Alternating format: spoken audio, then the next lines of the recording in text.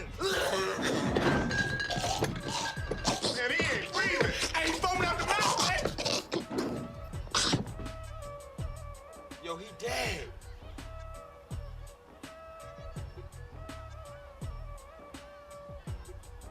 Yo, pass that shit.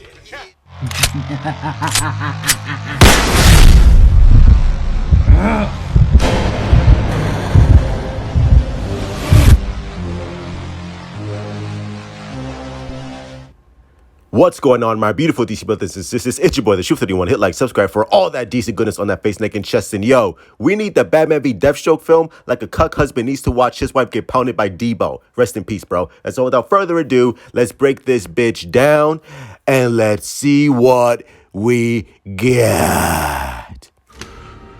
Do not tell me it can't be done.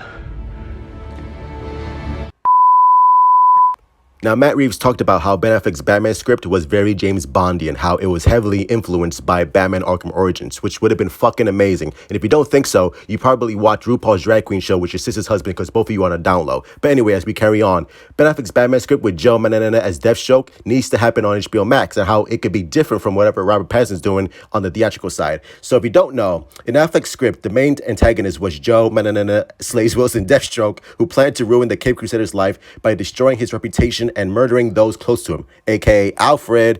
This would have come after the masked assassins learned Batman's true identity from Lex Luthor at the end of Zack Snyder's Justice League Oscar-winning film. Deathstroke was also an antagonist in the Arkham Origins video game, awesome, which inspired Affleck to include a fight with Batman and Deathstroke in a style similar to that of the video games. Now, if that doesn't get you rock hard, I don't know what will, bro, because imagine seeing that in live action. Woo! You know, and there was like a big, huge showdown, I think, between, it was like Batgirl. Batgirl jumps in to try to help Bruce because Deathstroke is so fast that he can anticipate Bruce's movements. And there was this huge fight in Gotham City where Batman is like, you know, completely afraid because he realizes he's met someone who can take him. And then that leads to this big climactic battle through the streets of Gotham City at the end. But yeah, it was like a real like psychological thriller where Deathstroke was kind of like he was like a horror movie villain, you know, or like a shark, you know, kind of like Jaws. Man, just give it to me, bro. Just give it to me. Dude, just give it to me. Give it to me. Hearing that shit would make a nun splash waterfalls, bro. Like, just imagine seeing Batgirl. And yes, Batgirl was going to be introduced in the Snyderverse. Now, I'm not sure if Zack Snyder had Leslie Grace in mind. Probably not. He probably had his own actor in mind to play Batgirl. But seeing Batgirl and Batman team up against Deathstroke and have Deathstroke whoop that ass? Come on, bro. You telling me you don't want to see that? And we all know that Joe Manganiello is like 6'5", so he is intimidating as fuck. And Ben Affleck's Batman is also intimidating as hell. So to me, that's like a villain-on-villain movie where you have two badasses going one-on-one in an Arkham-style Origins fight scene. Come on, bro. Come on. Now, whether it's directed by Zack Snyder or somebody else, the fact that they can capture that on-screen live action, take my money, bro. Did I stutter?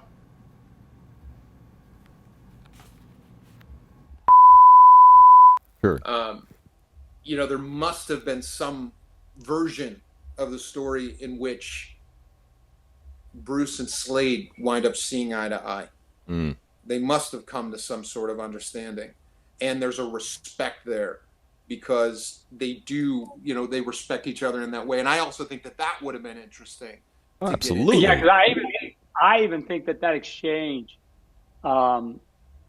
really sort of, I think the exchange really paints a gigantic picture of like who these two are to each other so quickly. There's a bit of that in Slade at the end of this movie to a certain extent that you know, if somebody ever needed to put that suit on and take up the mantle, yeah, I could see Bruce going to Slade, you know, for example. Yeah. You know, I mean, it Sure. just gets your imagination going. Just that little scene at the end, you know, makes your brain just starts running. And what about it? And what about it? Oh my God, somebody get the Vaseline because I am going to go to town right now. Jonah Michael's video has to be put on hold. Just give me that Ben Affleck Deathstroke film and I would bust a whole lot. Bro, are you telling me you don't want to see this shit? And again, this is how this could be different from whatever Robert Pattinson is doing on the theatrical side. Again, it's a multiverse, right? So you can have your Batman movie on the theatrical side, and you can have your HBO Max uncut, unrated Batman show with Joe as Deathstroke on HBO Max. Like, it's a win-win for fans. It was all worth it, and I'm sorry, I'm so embarrassed, but I'm just so lucky to be a part of this history. It's probably the most important day of my life. You have Robert Pattinson on the theatrical side. You're going to have Michael Keaton anyway. And why not just use Ben Affleck, who's the best Batman of all time, fuck what you heard, and just put him on HBO Max and have Joe finish off that story with Ben Affleck, and you can introduce Jared Leto as Joker. Like, on HBO Max, R-rated. Let's do it. You can do it. And let's get this shit done. Hopefully, HBO Max and David Zaslav are getting it done right now because we need to see it. But as always, my beautiful these brothers and sisters, that's going to be it. Make sure you guys hit the like button, subscribe. Follow me on Twitter, Instagram, and Discord to join the Truth Army. Share the video, like the video if you'd be so kind. And as always, put your comments down below. Tell me what you think. Truth, Batfleck is dead. Get over it. Or do you think, Truth, I agree with you. The HBO Max needs to happen. And as always, love you guys. Stay safe. Truth out. Good morning.